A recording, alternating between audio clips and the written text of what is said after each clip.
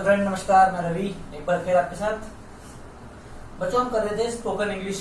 ठीक है, आज हमारा डे 10 है और डे 9 तक की वीडियो मैं आपको डाल चुका हूँ। 1 2 3 4 9 तक की वीडियो में डाल चुका हूँ। आपको मेरे डिस्क्रिप्शन लिंक में इससे लास्ट वीडियो का लिंक मिल जाएगा। ठीक है, तो आपको पता ही है हम लोगों ने 30 डेज में स्पोकन इंग्लिश पढ़ने की एक ओथ ले रखी है। ठीक है, तो चलो स्टार्ट करते हैं। आज का हमारा एक्शन क्या है? आज का हमारा एक्शन है फ्यूचर कॉन्टिन्यूस एक्शन। फ्यूचर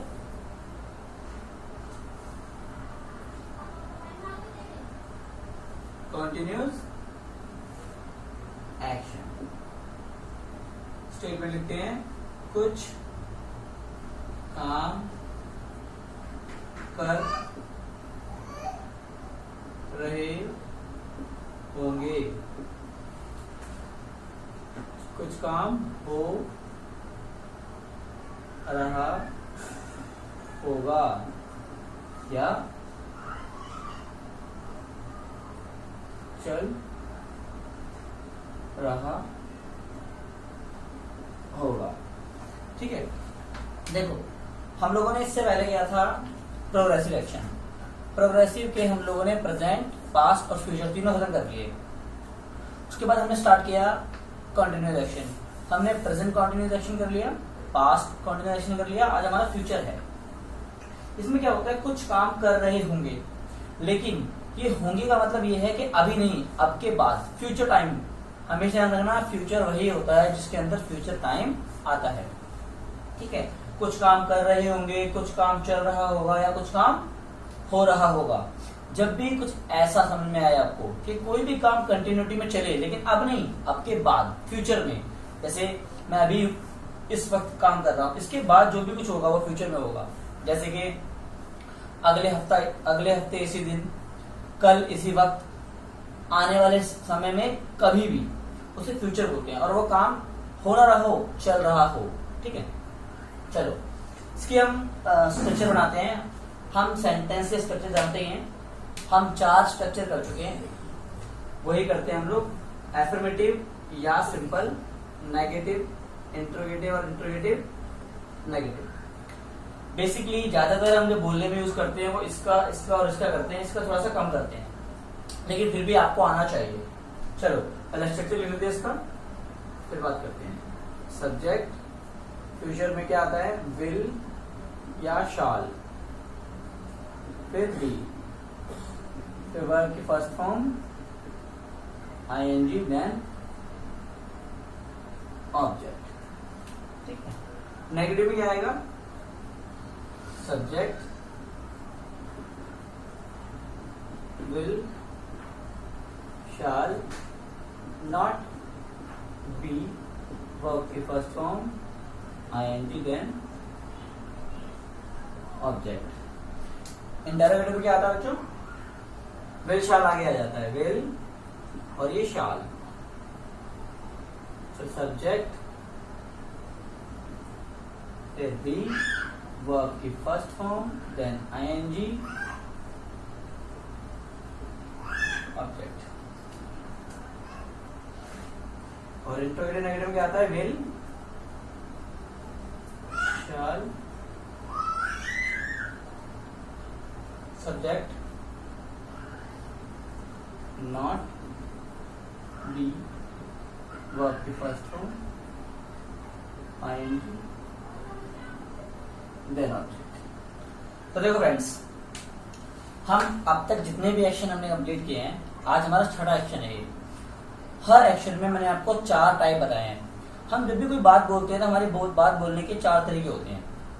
जैसे तुम ये काम कर रहे हो, तुम ये काम नहीं कर रहे हो, क्या तुम ये काम कर रहे हो, क्या तुम ये काम नहीं कर रहे हो। तो जो हम सिंपल तरीके से बात बोलते हैं वो होते हैं एफर्मेटिव। लेकिन उसी बात को अगर नेगेटिव बोलते हैं तो क्या हो जाती है, वो नकारात्मक तरीके से बोलते हैं तो नेगेटिव हो जाती है। और उसी बात को हम क्वेश्चन के तरीके से पूछ ले, क्या तुम, तो वो इंटरोगेटिव हो जाती है। लेकिन अगर हम क्या तुम पूछ के और नेगेटिव भी बोलते तो वो इंटरोगेटिव नेगेटिव हो जाती है, क्या तुम ये नहीं कर रहे।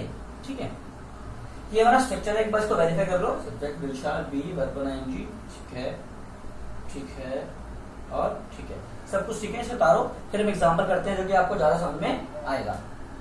ठीक है। एक बात का और ध्यान रखना कि इसमें मैंने आपको बोला है चल रहा होगा। मैंने आपको लास्ट की दोनों वीडियो में बताया है कि कुछ काम चल रहा होगा, ऐसा जरूरी नहीं है कि रहा वर्ड लगे। जैसे कि मैं बोलूं कि कल हम बस स्टैंड पर खड़े होंगे, ये जो कल है वो आने वाला कल है। खड़े होंगे मतलब खड़े होते ही हट गए होंगे, खड़े होंगे ना काफी देर तक, तो कुछ काम चल रहा होगा। या मान लो आपके पेरेंट्स ट्रेन में जा रहे हैं, तो कल इस वक्त हम ट्रेन में बैठे होंगे, तो बैठे होंगे ना, कुछ काम चल रहा होगा। या अगले सप्ताह संडे को हम इसी वक्त मूवी देख रहे होंगे, तो यहाँ तो रहे आ रहा है ना, इस तरह आता है। चलो हम करते हैं तो उतारो, फिर हम करते हैं एग्जाम्पल पढ़ते हैं, ठीक है। चलो एग्जाम्पल करते हैं, एग्जाम्पल से हमें स्टेटमेंट पहचाननी है, उसके बाद हमें काम करना है। बोर्ड थोड़ा छोटा है इसलिए मिटाना पड़ रहा है, लेकिन आप एडजस्ट करो।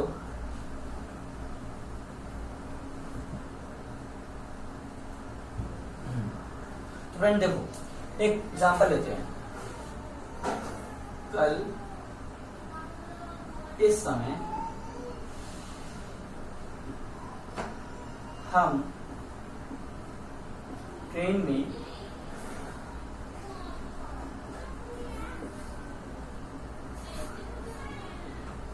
बैठे होंगे। कल इस समय हम ट्रेन में बैठे होंगे, तो क्या बोलेंगे?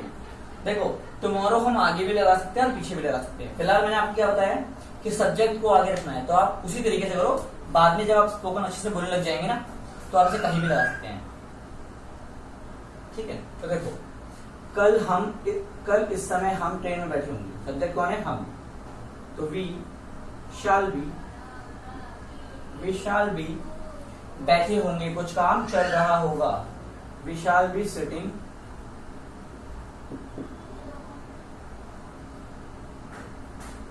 in the train at this time, इस समय, at this time, कब? tomorrow,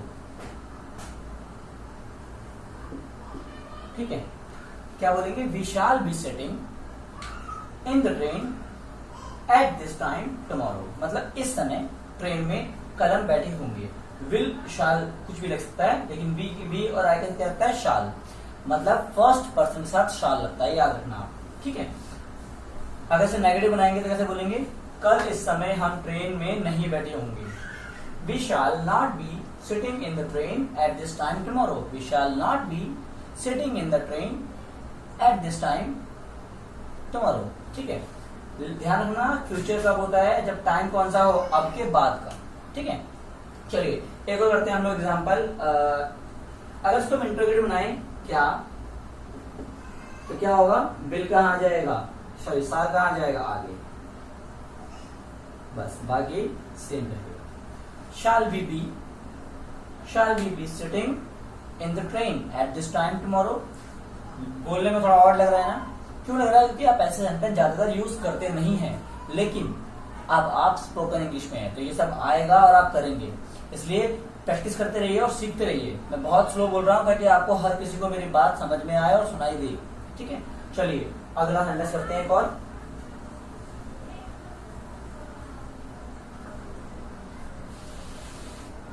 अगले सप्ताह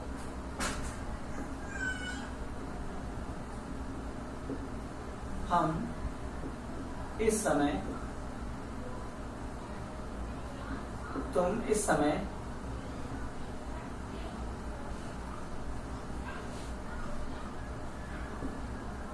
फिल्म देख रहे होंगे। फिल्म देख रहे होंगे, तो देखो यहाँ तो रहे वर्ड आ रहा है ना, साफ साफ कुछ काम कर रहे होंगे, लेकिन कब? फ्यूचर में। तो देखो यू विल बी फिल्म देखने को लुकिंग नहीं बोलते और सीइंग नहीं बोलते, क्या बोलते हैं? Watching. You will be watching the movie, क्योंकि आप कोई पर्टिकुलर मूवी देख रहे होंगे ना, कोई पर्टिकुलर मूवी जैसे कि जो आ रही होगी, या ऐसा मूवी तो बहुत सारी होती है, लेकिन द हम तब लगाते हैं जब कोई चीज, बहुत सारी चीजें हैं उनमें से डेफिनेट हो जाए कि ये वाली, ठीक है। You will be watching the movie, कब देख रहे होंगे? next week, at this time next week, at this time next week। अब आप बोल रहे हो भैया ने सर ने नेक्स्ट वीक पहले क्यों लगाया? बच्चों ये समय और वीक जो बड़ा टाइम होता है ना वो हमेशा बाद में लेना चाहिए, ठीक है।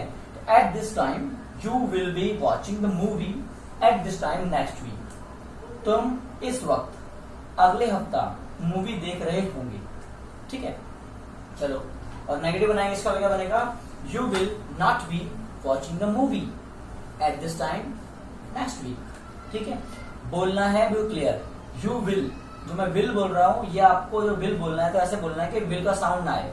यू विल बी ऐसे, you will be watching the movie at this time next week, ठीक है। चलिए अगला करते हैं सेंटेंस हम, एक एग्जांपल।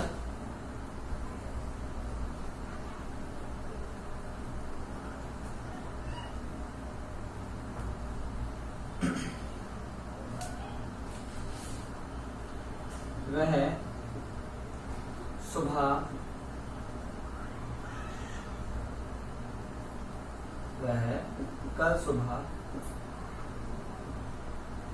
कल सुबह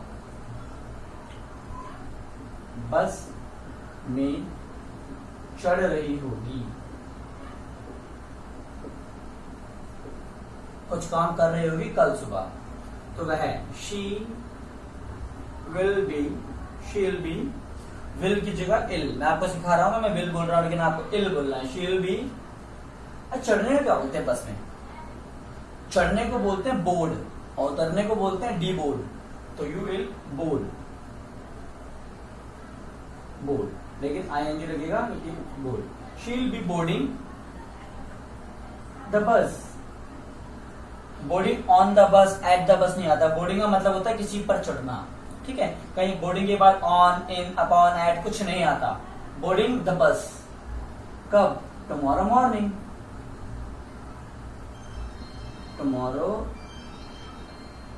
मॉर्निंग, ठीक है। She will be boarding the bus tomorrow morning. अगर उतरना होता तो, अगर होता उतरना, उतर रही होगी तो आता डी बोर्डिंग,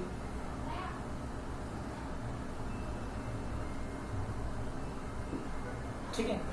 चलो तो आज के लिए हमारा ये 3 सेंटेंस आपको सिखाए हैं। वो क्या सिखाए हैं कि फ्यूचर में अगर कोई काम हो रहा हो तो उसको जो कंटिन्यूटी में हो, भले ही रहा है या रही है ना हो, लेकिन कंटिन्यूटी में हो तो कैसे यूज करना है, समझ में आ गया होगा आपको।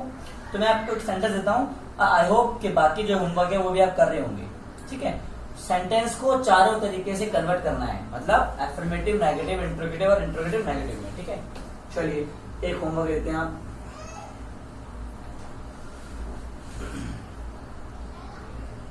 मैं शाम को